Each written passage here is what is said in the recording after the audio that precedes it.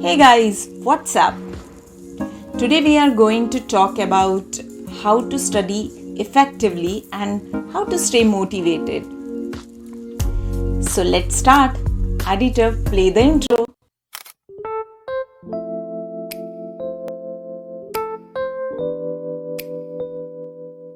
देखिए, दो रीजंस है जिसकी वजह से हमारी स्टडी उतनी इफेक्टिवली नहीं हो पाती है।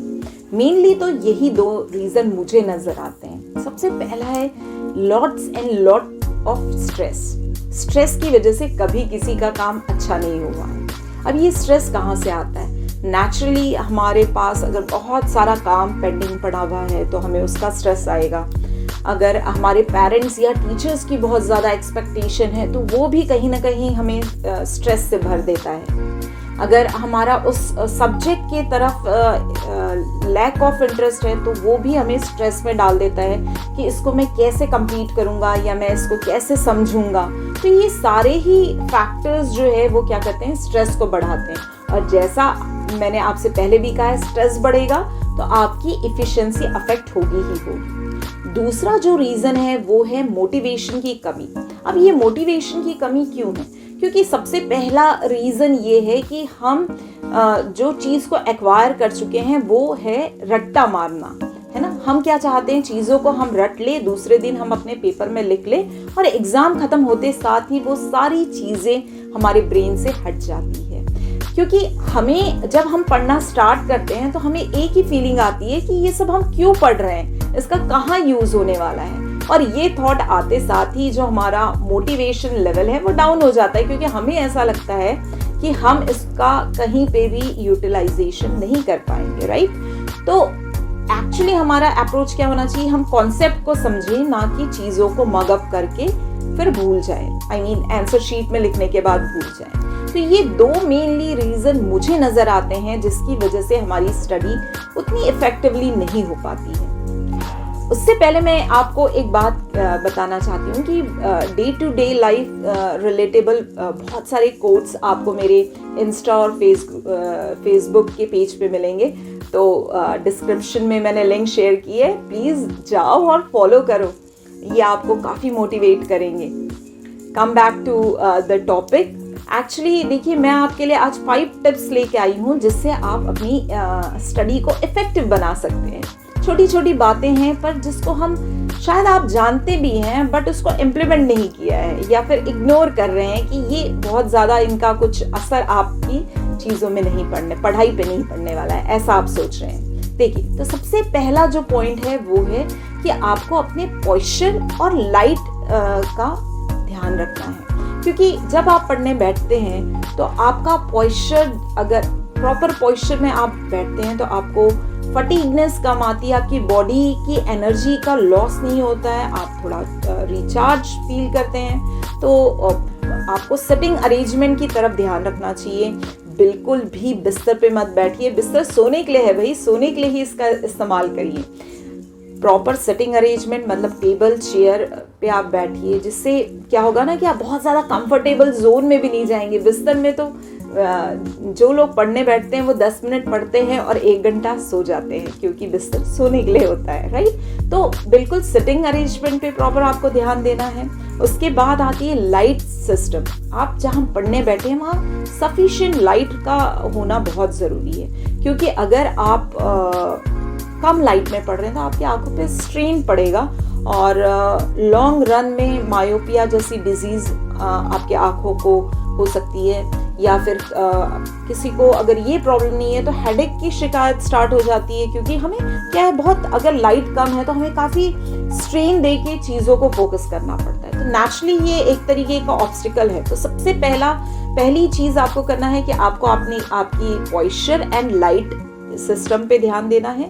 प्रॉपर बहुत ज़्यादा कंफर्टेबल कुशन्स और ये सब पे आप मत जाइए, ताकि आप थोड़ा अनकंफर्टेबल रहेंगे तो आपको रहेगा कि हाँ, मैं पढ़ने के लिए बैठा हूँ, मुझे पढ़ाई ही करनी है, राइट।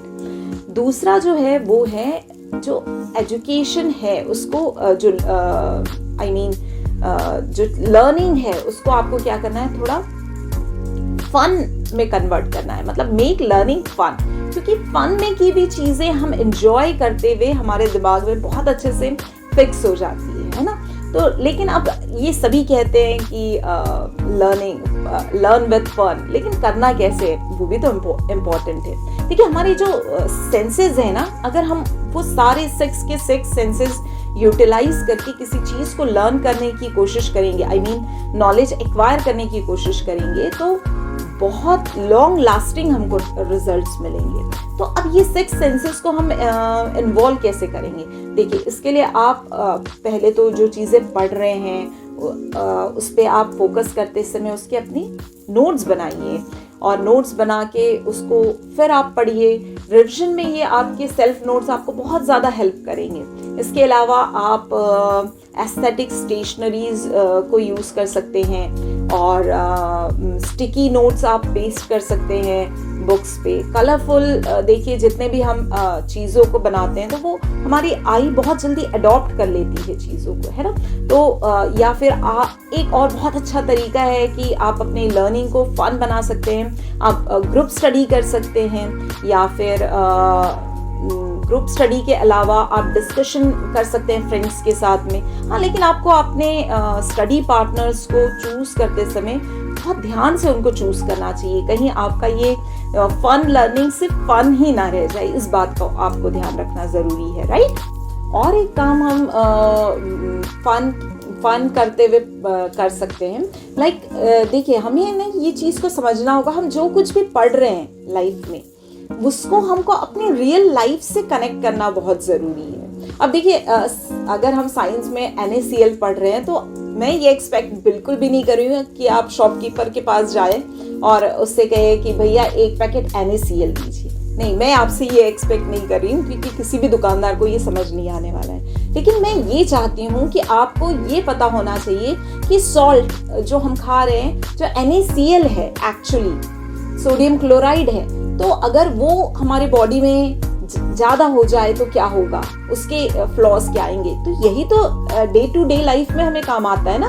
हमसे हमारे बड़े बुजुर्ग कहते हैं कि ज़्यादा नमक नहीं खाओ, तो क्यों कहते हैं, रीज़न क्या है? ये इस तरीके से आप जब चीज़ों को कनेक्ट करेंगे ना, तो आपको ऑटोमेटिक बहुत मज़ा आएगा और आपकी इच्छा और जानने की होते जाएगी। तो इस तरीके से आप लर्निंग को फन बना सकते हैं। इसके बाद जो पॉइंट है वो है स्टे फोकस। देखिए हमें अपने किसी भी काम को करते समय फोकस रहना बहुत ज़रूरी है, और पढ़ाई के लिए तो फोकस रहना बहुत बहुत ज़्यादा ज़रूरी है, राइट। तो क्योंकि क्या होता है, जैसे ही हम किताब खोलते हैं तो हमारे विचारों का जो बंदर है वो उछल कूद करना चालू कर देता है। हम शुरू एक थॉट से होता है और वो जाके खत्म पता नहीं कहाँ पे होता है। तो इस बंदर को कंट्रोल करना बहुत ज़रूरी है। तो इसके लिए क्या करना होगा आपको, अगर आप इस बंदर को कंट्रोल कर लेंगे तो ऑटोमेटिक आपके जो फोकस है वो कहीं भी डेविएट नहीं होगा, राइट। एक सबसे बड़ा रीज़न फोन मोबाइल भी डिस्ट्रैक्शन का है। तो इसके लिए तो सबसे बढ़िया उपाय ये है कि भाई या तो उसे साइलेंट मोड पे कर दीजिए, या दूसरे रूम में छोड़ दीजिए, या पेरेंट्स को ही दे दीजिए कि भाई मेरा टारगेट 2 घंटे बैठने का है, मुझे किसी तरीके के ऑब्स्टिकल्स नहीं चाहिए, ये आप रखिए। तो ये आप कर सकते हैं। दूसरा जो मैंने कहा, विचारों के बंदर उछल कूद करते रहते हैं, तो इन बंदरों को कंट्रोल करने का एक बहुत अच्छा तरीका है कि इन थॉट्स को आप क्या करिए कि पेपर में लिख लीजिए। जैसे जैसे थॉट्स आ रहे हैं तो उसको एक हैबिट आपकी बिल्ड हो जाएगी, उसको पेपर में लिख लीजिए। क्या होंगे ये थॉट्स ज़्यादा से ज़्यादा, कि मेरा ये काम रह गया है, मुझे ये कंप्लीट करना है, या कुछ और आपको इम्पोर्टेंट बात याद आ जाए, तो ये सारे आप लिखेंगे। कभी हो सकता है कि आपको बहुत नॉनसेंस थॉट भी है तो आप वो भी लिख रहे हैं, तो आपको पता तो लगेगा कि ओके मेरा माइंड बिना मतलब इस तरह जा रहा था। तो आप ऑटोमेटिक अपने ब्रेन को कंट्रोल कर सकते हैं।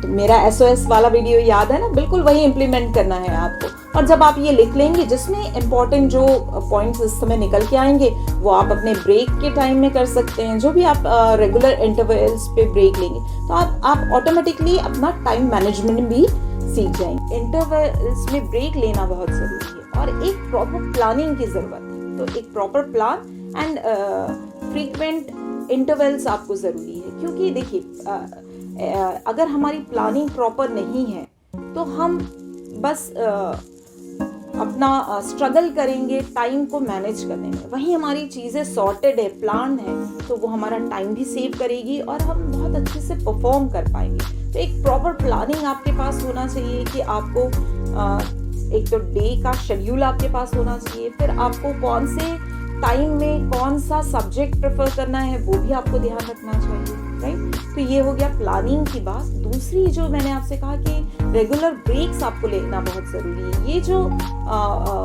ब्रेक आप लेंगे ये एक्चुअली आपको रिचार्ज पॉइंट की तरह है। एक्चुअली इसमें आप क्या करेंगे, अपने आप को रिचार्ज करेंगे, थोड़ा सा रिजुवनेट करेंगे। जो भी पढ़ने से थकान आ जाती है, आपका ब्रेन जो थकता है वो क्या होगा, फिर से चार्ज हो जाएगा और आप फिर उसी फुल एनर्जी के साथ फिर से आप लर्निंग स्टार्ट कर पाएंगे। फिफ्थ और लास्ट पॉइंट है कि don't compare yourself with others. दूसरों के साथ कंपैरिजन बिल्कुल भी मत करिए। आप बहुत यूनिक हैं और आप अपने आप में एक बहुत ही अच्छी क्षमताएं रखते हैं किसी भी काम को करने के लिए। अगर आपको कंपैरिजन करना ही है तो आप अपने प्रीवियस परफॉर्मेंस से खुद को कंपेयर करिए कि आप किस तरीके से आपका जो पिछला परफॉर्मेंस था उसमें क्या लैकुनास थे, कहाँ पे आपको वर्क करने की ज़रूरत है, कहाँ पे आप कौन सा ऐसा एरिया था जहाँ पे आप बहुत अच्छा परफॉर्म कर रहे थे, तो उसको आपको कीप इट अप रखना पड़ेगा। जहाँ लैकुनास है उसको रेक्टिफाई करना पड़ेगा। तो आपको कंपैरिजन दूसरे से बिल्कुल नहीं करना है। आपका पैरामीटर आपका कंपैरिजन खुद से होना चाहिए। आप आज जो है कल उससे और आपका परफॉर्मेंस होना चाहिए। तो ये पांचों बातें जब आप अपने स्टडी करते समय इम्प्लीमेंट करेंगे तो ऑटोमेटिक आप में कुछ सीखने की चाह भी रहेगी और जो भी आप सीखेंगे, जो भी एक्वायर करेंगे, आप बहुत अच्छे से उसको इम्प्लीमेंट कर पाएंगे एंड उसके रिजल्ट्स भी आपको बहुत ही ड्रास्टिक रिजल्ट्स नजर आएंगे। हे गाइस, अगर आपने वीडियो एंड तक देखा हुआ है तो ये वाली फ्लावर की कमेंट बॉक्स में इमोजी ज़रूर टाइप करिए।